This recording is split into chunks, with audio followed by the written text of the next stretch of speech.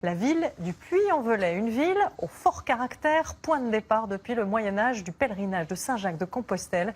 Eh bien, on vous y invite ce week-end et j'espère que vous avez de bonnes chaussures. Guillaume Frixon et Céline Olive.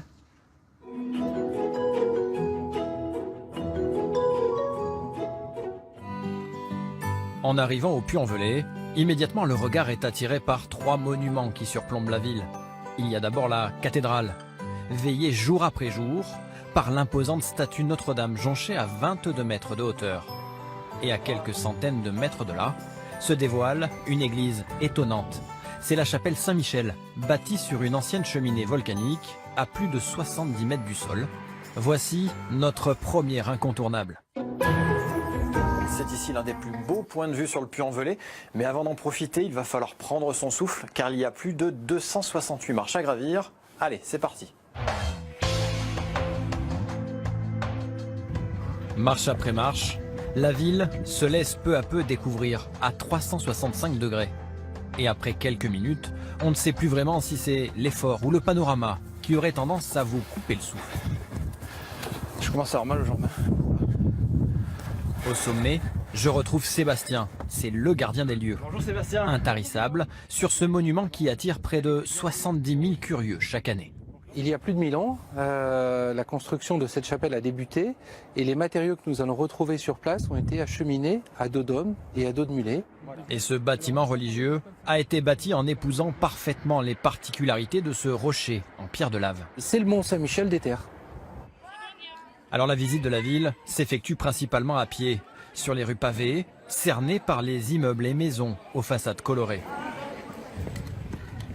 Et si la fameuse dentelle du Puy a toujours sa place au détour des différents quartiers, une des stars locales mesure moins de 6 mm de diamètre.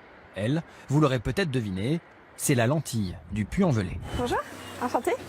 Enchanté. C'est ici le paradis de la lentille. Exactement. Vous voulez que je vous montre un peu comment ça se passe? Je veux bien. 3,50 €, vous pouvez nourrir une famille pour un repas du midi. Vous faites une petite salade ou une soupe. Il suffit de 20 minutes de cuisson, départ eau froide. Vous faites cuire, vous assaisonnez et c'est terminé. Alors cette fameuse lentille peut aussi être synonyme de gourmandise. Oui, je vous ai bien dit de gourmandise. Et bien pour vous le prouver, rien de mieux que d'aller la goûter de façon un peu différente avec, pourquoi pas, du chocolat. Direction donc la pâtisserie-chocolaterie de Yann Sabot pour un éveil des sens immédiat.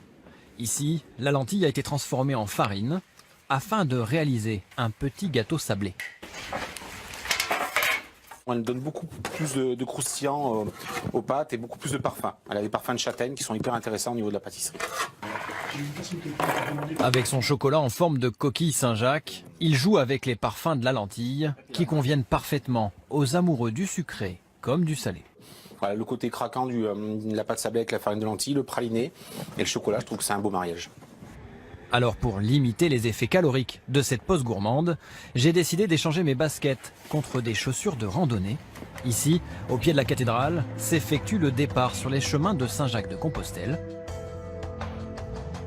Alors nous laissons la ville derrière nous pour arpenter les sentiers du GR 65, des sentiers que connaît parfaitement Brice, responsable du comité de randonnée locale. Ce sont les bénévoles de la Fédération française de randonnée qui s'occupent de mettre ces marques blanches et rouges tout le long du chemin, du Puy jusqu'à l'Espagne.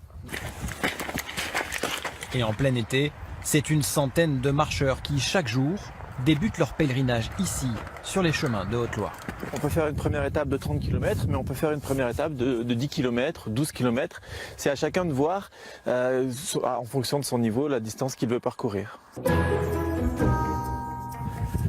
Alors après ce début de matinée pour le moins tonique, je vous propose d'aller vous restaurer, de se poser un petit peu et on va aller chez mon pote ici, un bistrot où les plats de saison sont de rigueur.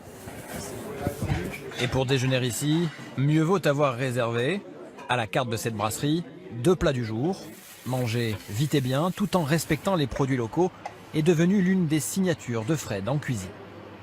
Ça se tutoie du coude, ça braille un petit peu, ça rigole, ça mange dans l'assiette du voisin. C'est le vrai petit bistrot avec tout ce que l'on a à côté comme produit que nous offre la Haute-Loire.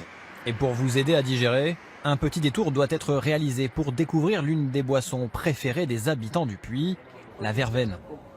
Une boisson à base de plantes avec un goût citronné. Donc à boire très frais, glacé, Et avec 55% d'alcool, il faut la boire aussi, c'est certain, avec modération. Ah oui, vous m'avez pas menti, hein, ça a du panache. T'as du retour. Recouvrer ses esprits n'est pas bien compliqué au Puy-en-Velay. En quelques minutes à peine, la nature a repris ses droits. Et pour s'y aventurer, le cheval est le compagnon idéal. Sentier boisé, plateau verdoyant, la promenade se fait au grand air, rythmée par le bruit cadencé des sabots. Quand on arrive ici, on est forcément reposé, disponible et ouvert à toute activité de nature.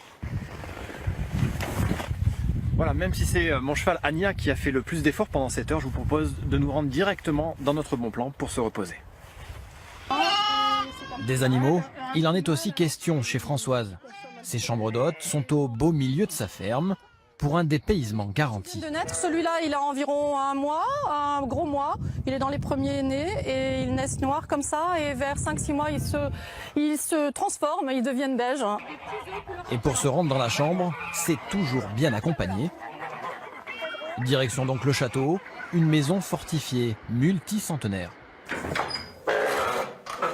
Voilà, nous voici en fait dans notre maison de famille qui date du XIIIe siècle et qui est dans notre famille depuis 200 ans. Ici, la chambre vous coûtera une centaine d'euros pour la nuit. Une chambre pour 2 personnes qui plaît assez puisqu'elle est très claire, très lumineuse. D'accord. Et si comme moi vous n'en avez jamais assez, vous pourrez terminer votre journée en vous promenant entre les arbres. C'est plein de sensations et puis un peu de peur aussi à gérer. On sera à quelle hauteur? Le plus haut, ça va être à 15 mètres. Alors avant que la nuit ne nous rattrape, voici notre ultime plaisir.